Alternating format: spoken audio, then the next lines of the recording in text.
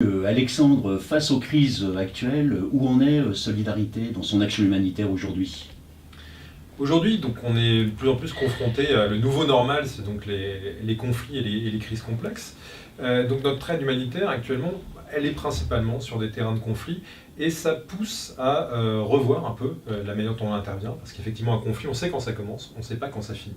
Donc on doit être à la fois toujours très réactif sur la question des réponses d'urgence pour suivre justement les besoins des mouvements de population, mais la responsabilité nous pousse à travailler aussi sur des réponses plus structurelles, à travailler sur des questions de prévention. Par exemple, dans le domaine de l'eau, on travaille beaucoup à la réhabilitation de réseaux, de stations de traitement d'eau. Et donc, on doit être capable justement de conjuguer un peu ces deux temporalités entre urgence et réponse plus structurelle. Alors, Solidarité Internationale a fait de l'accès à l'eau potable, l'hygiène et l'assainissement un combat humanitaire.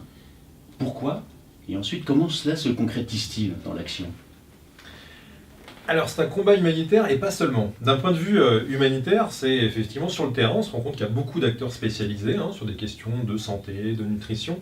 Il y a assez peu d'acteurs qui sont spécialisés dans l'eau et c'est une thématique qui demande une vraie expertise. C'est une expertise qu'on a su développer, qu'on a su cultiver. Par contre, l'eau seule, finalement, n'a pas beaucoup de sens. Donc c'est pour ça qu'on doit travailler avec des acteurs, notamment au niveau de la santé, au niveau de la nutrition, pour faire en sorte que l'eau s'implique dans une réponse globale. Et l'impact d'une réponse en eau, hygiène et assainissement, elle se mesure via des indicateurs de santé publique, via des indicateurs de nutrition. Et c'est pour ça que la logique de partenariat est importante. Et je parlais effectivement d'un combat qui n'est pas uniquement humanitaire, c'est un combat qui est plus global. Alors on a travaillé depuis de nombreuses années sur le plaidoyer qu'on a à un niveau plus global sur l'eau, et qui a permis justement, en partenariat avec d'autres acteurs, d'inscrire justement l'accès à l'eau comme un droit universel, de faire en sorte qu'il y ait un objectif du développement durable lié à l'eau, l'objectif 6. Et donc l'idée c'est de pouvoir effectivement nous se baser sur nos opérations sur le terrain, d'observation concrète, et de pouvoir le porter à un niveau plus global pour justement faire en sorte que le plaidoyer, que le message soit basé sur des faits, des réalités, des expériences qui fonctionnent. Alors tu parles souvent d'industrialisation de l'aide humanitaire. Est-ce un risque? Et quelle est la réponse à apporter face à ce défi et à d'autres dans les années qui viennent pour l'action humanitaire? L'industrialisation, c'est effectivement un terme que j'utilise souvent. Alors il y a probablement des bons aspects, des mauvais aspects de l'industrialisation. Alors peut-être majoritairement il serait mauvais.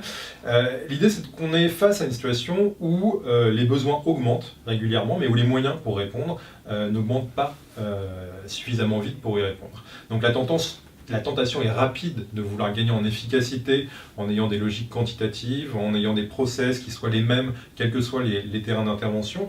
Or, en tant qu'acteur de terrain, on constate que effectivement, la situation d'une population dans un village, ou même d'une famille à l'intérieur d'un même village, ou comparé à un autre département, est extrêmement différente. Donc la réponse doit être différente.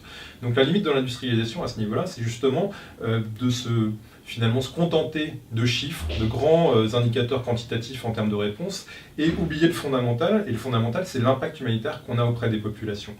Donc voilà, pour moi c'est ça le risque au niveau de l'industrialisation, c'est de se dire qu'on a des enjeux extrêmement importants en termes de couverture de besoins humanitaires et de se concentrer que sur le quantitatif et pas justement sur la qualité qui est l'impact humanitaire.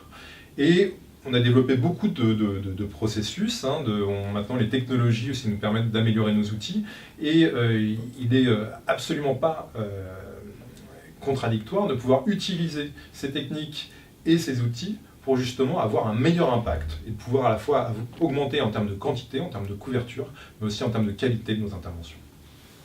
Alors Alexandre, merci pour cette interview. Et puis j'invite celles et ceux qui viennent de la regarder à se reporter à l'entretien beaucoup plus long, beaucoup plus complet qui se trouve sur le site Défi Humanitaire. Et puis donc à bientôt sur Défi Humanitaire.